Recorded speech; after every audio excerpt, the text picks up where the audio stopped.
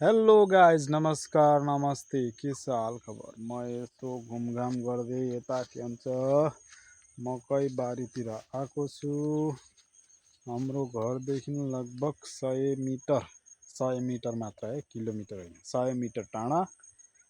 हाम्रो घरदेखि पश्चिम 100 मिटर त्यता आएको छु। हाम्रो खेत चाहिँ उता छ र उता मकै पनि रोपेको छ। म चाहिँ यता हाम्रो घरमा बिरालो कसले मारेर फ्यालिदिएको रहेछ, हाम्रो घरतिर फ्यालिदिएको रहेछ। त्यही बिरालोलाई चाहिँ यता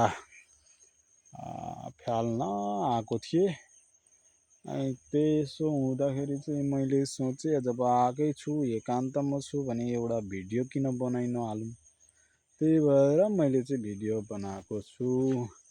अब मैले देखाउने भनेको आज के देखाउने यार, मकै रोपेका छन्। यता बलौटे माटो छ नि त हामीहरूको। अनि हाम्रो बलौटे माटोमा पनि यस्तो माटोमा बलौटे माटोमा पनि यसरी मकै चाहिँ फलाएका छन्। 1 नम्बर A1 मकैहरू आएको छ भनेर म चाहिँ तपाईँहरूलाई देखाउँदैछु है। ठुलो ठुलो राम्रो राम्रो आएको छ। एउटामा 2टा एउटा बिरुवामा 2टा फल आएको छ, देख्न सक्नुहुन्छ। यस्तरी छ आएको।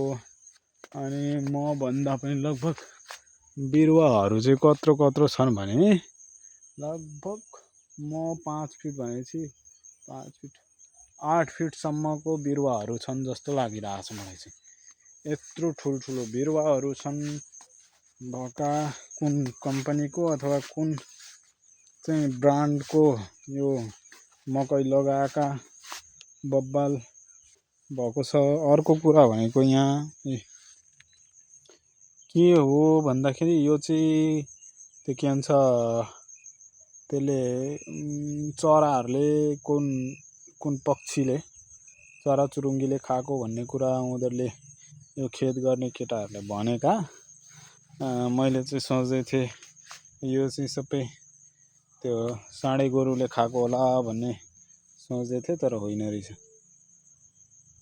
यस्तो छ। अनि मैले एउटा नयाँ नौलो कुरा के देखिरहेको थिएँ भने यो मकै बारीमा यता एउटा प्लास्टिकमा नुन हो कि के हो राखिरहेको थियो। त्यो पनि देखाउँछु। यो के रहेछ मैले बुझ्न सकिनँ। नुन हो कि के हो? नुन हो, चिनी हो? चिनी जस्तो लाग्दै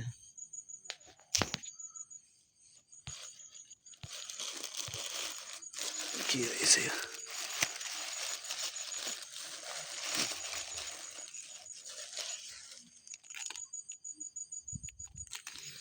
चिनी रहेछ यार, देख्न सक्नुहुन्छ। चिनी किन? चिनी नै हो।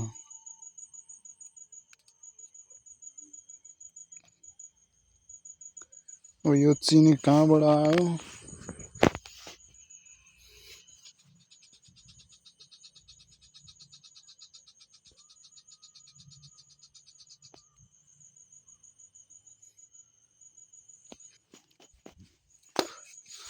टन्न चिनी छ, टन्न।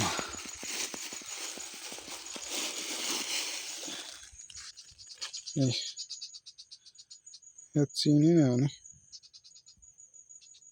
चिनी नै हो। यसरी छ। अब आफ्नै हो कि हाम्रो चाहिँ पसल छ नि त, अनि त्यही भएर केही कसम कसैले ल्याएर फ्याले कि कसैको हो कि के हो बुझ्नै सकिएन। ल, आजलाई बस यति नै। अर्को भिडियोमा भेट गर्नुपर्छ।